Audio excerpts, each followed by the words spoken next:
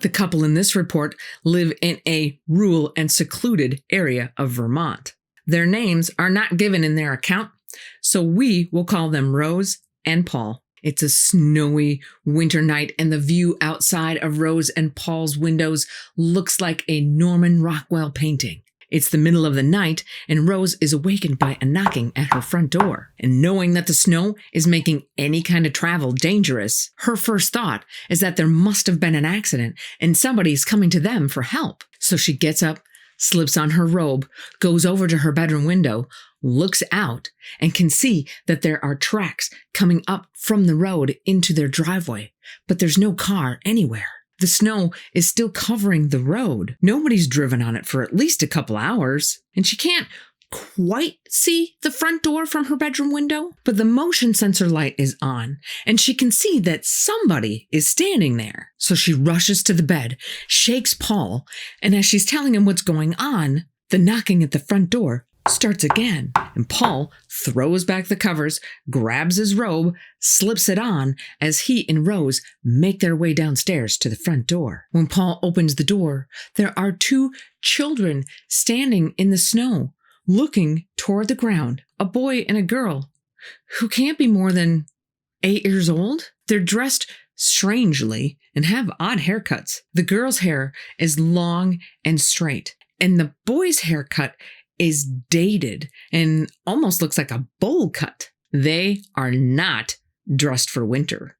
And Rose's first thought is that they must be Mennonite children. But as far as she knows, there isn't a large Mennonite community anywhere near them. The children are very unnerving to Rose and Paul. They would not make eye contact. And Paul asks them, "Is everything okay?" And they reply, "Can we come in?" Paul looks to Rose with a "what do I do now?" look. And Rose asks the children, "Where are your parents?" "They'll be here soon," is all they said.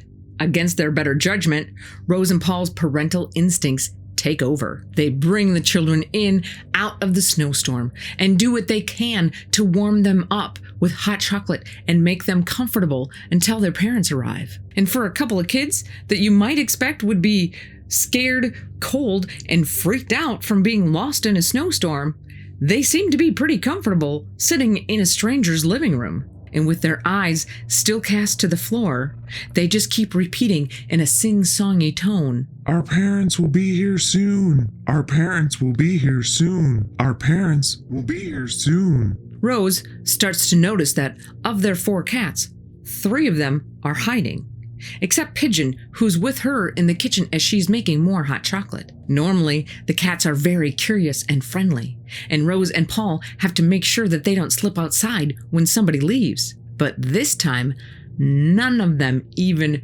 try to figure out who's there. All of the hair on Pigeon's neck is standing up, and his tail is puffed out as he's staring in the living room. And when Rose bends down to pet him and see what's wrong, he hisses, growls, and backs up until he is hidden underneath the kitchen island. She has never seen him do that before. Rose makes her way back to the living room and says, "More hot chocolate," doing her best to lighten the oppressive air in the room. Her announcement causes both children to look up, revealing their solid black eyes. Rose is horrified, and it takes everything she's got not to drop the mugs and run away. The kids see Rose's reaction and both stand up and say, "We need to use your bathroom." Rose's stare follows them as they both get up and go down the hall together to the bathroom. As soon as the children are out of sight, Rose turns to look at Paul, whose pale face and slack jaw tell Rose that he is just as shocked as she is. And they start to discuss what to do next when Paul's nose starts bleeding, something that has never happened to him before. Rose runs to the kitchen to get Paul some tissues when the power goes out. Now, it's not unusual for the power to go out during a Vermont blizzard, But Rose cannot shake the feeling that it has something to do with those two terrifying kids. And as she's hurrying back to Paul, Rose is stopped dead in her tracks by the two kids who are done in the bathroom and are just standing together at the end of the hall, apparently unfazed by the sudden darkness. Rose is petrified with fear as the children just stand there, motionless. And after what feels like an eternity, the boy says, "Our parents are here." And they walk to the door, open it up, and walk out, leaving the door wide open. Rose and Paul rush to the door to close it behind them and are taken aback by what they see in their driveway. The parents that the children had referred to are actually two men in black suits driving a black car. The men were very tall, at least 6 feet. And when Paul waved at them, they just stared back, got in the car with the children, and drove off. Rose and Paul are more than relieved to have the black-eyed children out of their house. But the worst is yet to come. In the months that follow, Rose and Paul lose all 4 of their cats.